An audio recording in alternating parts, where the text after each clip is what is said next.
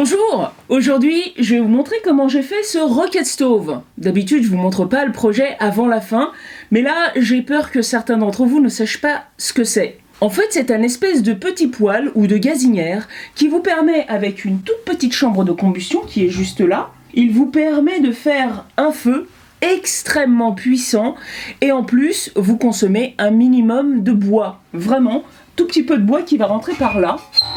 Et vous mettez la casserole ici, la flamme remonte tout du long et je peux vous assurer que s'il fait très très chaud là-haut. Un Rocket Stove en plein été, ça peut vous paraître bizarre, mais en réalité, je prépare un énorme chantier qui va commencer, je l'espère, en septembre. Et vous savez déjà que je vais déménager. Et quand on commencera le chantier, je suis sûre qu'on va l'utiliser au moins une fois par jour pour chauffer le repas à midi et se faire des boissons chaudes tout au long de la journée parce que il va falloir passer l'hiver dans des conditions un petit peu difficiles. Ça fait très longtemps que je ne me sers plus de ce barbecue. En le redécoupant en morceaux, je vais pouvoir récupérer tout de suite certaines parties. Et en plus, il sera beaucoup plus facile à déménager. Vous vous souvenez de cet énorme tube ? Eh ben, je vais le découper en rondelles avec un système de butée. C'est pas pour ce projet. Vous inquiétez pas, vous saurez tout dans une prochaine vidéo. Pour l'instant, c'est ce morceau-là qui m'intéresse. Comme pour le backstand, je n'utilise que des matériaux de récupération.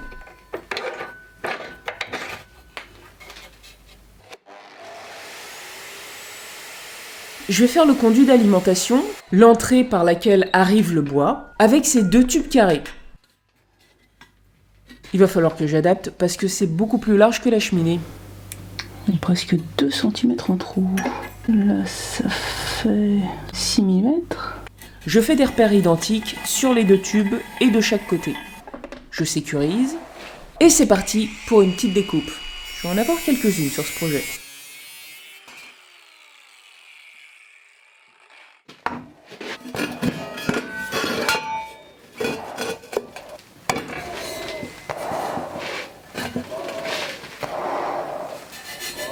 Ce trait ne va pas être bon pour la découpe, mais il va me servir de premier repère.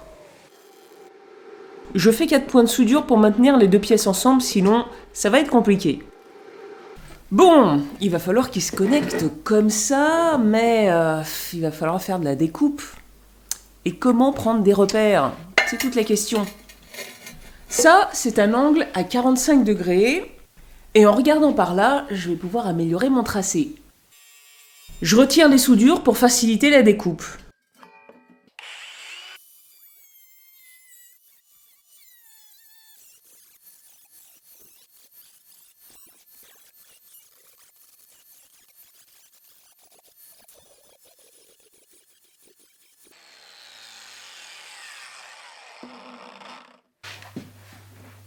Les deux côtés sont faits, je fais la même chose pour les tâches du dessous.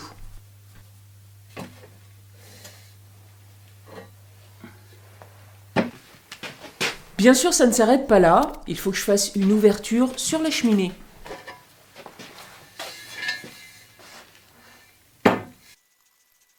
Je rajoute l'épaisseur du métal pour que les deux parties se touchent bien, sinon ça ferait un trop gros trou.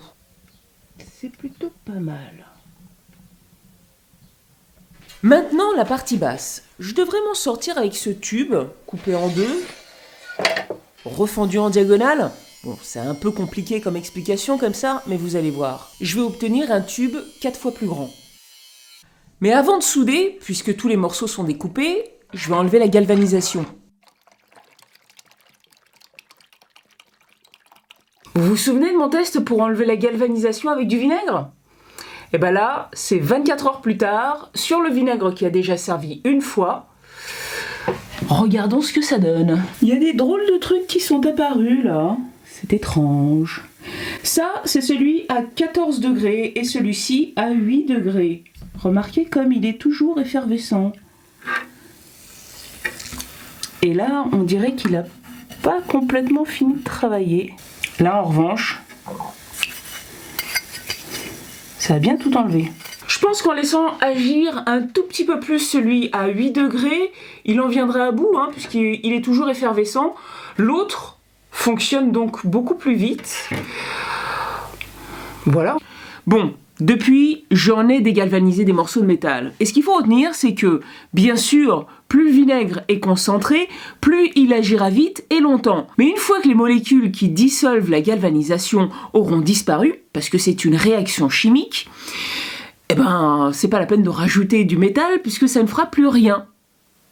Après, ne jetez pas votre vinaigre dans l'évier parce que c'est du zinc et le zinc tout seul dans la nature, bah c'est pas terrible, donc emmenez-le à la déchetterie. Allez, on soude ? Oui, le tube est un peu rouillé, mais c'est normal parce que j'ai dû le dégalvaniser en 2 temps. Une fois à l'air, même si j'ai rincé, il restait un petit peu de vinaigre. Comme c'est acide, ça a attaqué très légèrement le métal. C'est rien de bien grave, hein. Je rêve d'un poste MIG, même si je m'améliore avec les électrodes. Ça me ferait gagner un temps fou. J'aurais peut-être même envie de ne pas poncer mes soudures pour les effacer un peu. Maintenant, c'est le tour du conduit inférieur. Ouais, ça fait à peu près 2,2. Donc, là, je règle à 1,1. Et je fais ça sur un côté de chacune des 4 pièces.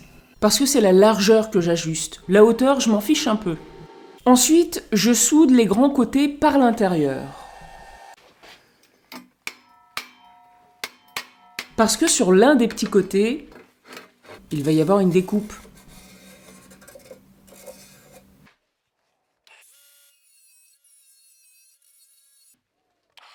Un petit ménage parce que là, je vais souder un morceau de métal qui me servira de glissière.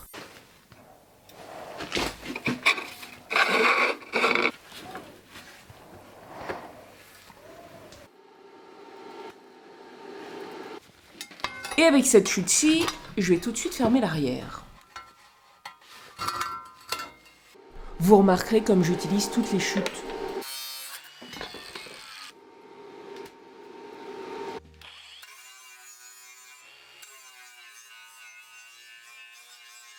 J'ajuste les extrémités des tubes carrés. Là, c'est un peu acrobatique.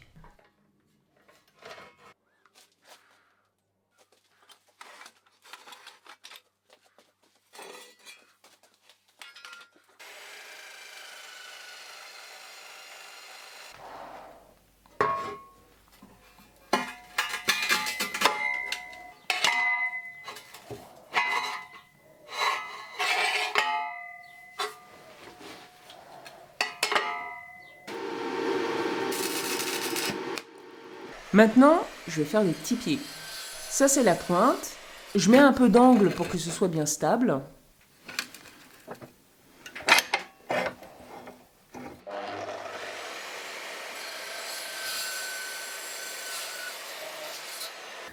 Alors là, je vais pas à 45, je vais 45 plus un trait. Je sais pas combien ça fait, mais en tout cas, c'est le même que là-haut. Et là, j'ai plus qu'à positionner la bonne longueur. Il faut l'orienter du bon côté, hein. Tout à l'heure, en fait, je l'ai retourné.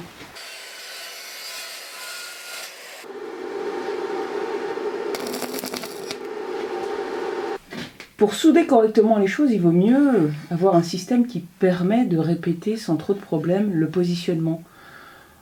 Pour que ce soit identique. Et ces triangles-là, ils sont vraiment bien.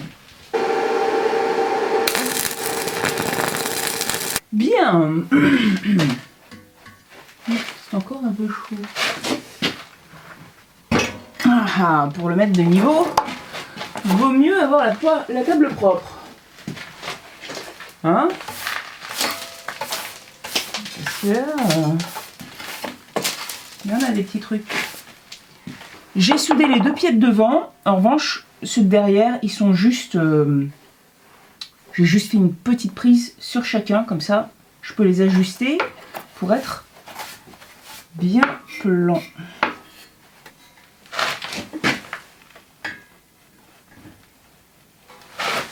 Ouais, là, c'est pas mal.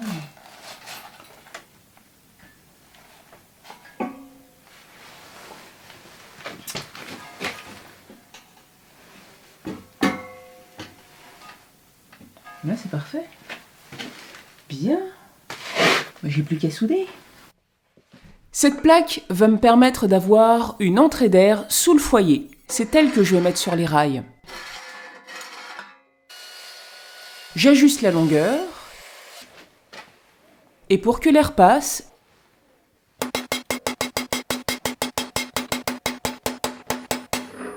je vais faire des trous avec ces forêts extraordinaires. HSS, 5% de cobalt. Oh. Et quand je teste, je ne suis jamais très gentille. Alors c'est exprès que je vais les faire à la main.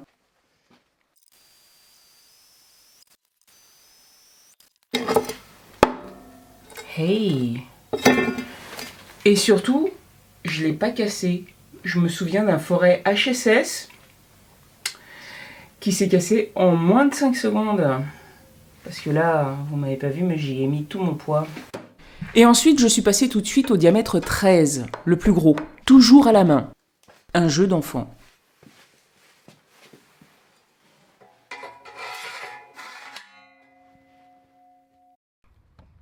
Avant d'aller plus loin, j'ai envie de le tester parce que j'aurais tendance à croire que la cheminée est trop haute. Ça tombe bien, Mathieu est passé me voir. Oui, c'est avec lui que je vais restaurer ma future maison et construire mes ateliers de rêve. Ça va nous permettre de le tester et de comprendre comment il fonctionne. Faut pas le remplir par le haut. Si la cheminée est pleine, ça ne brûle pas.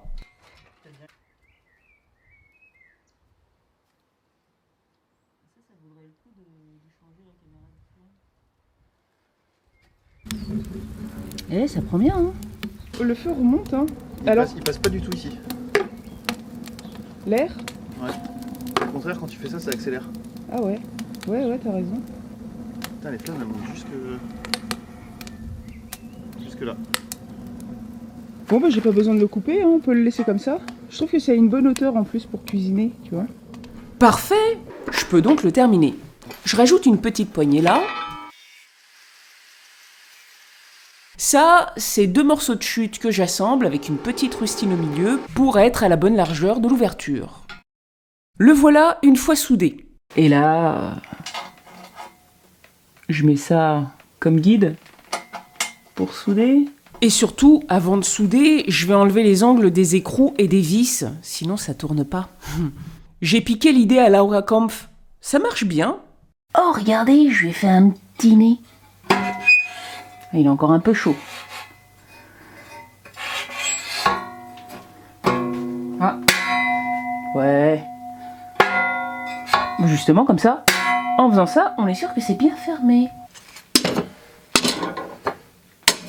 Avec ça, je vais faire le plateau supérieur qui me permettra de mettre les casseroles dessus. Quelques découpes.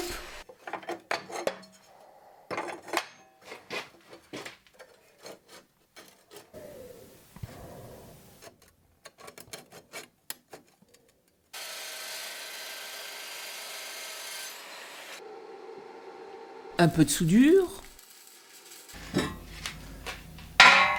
Et voilà. Là, je vais juste faire quelques fentes pour que ça s'encastre.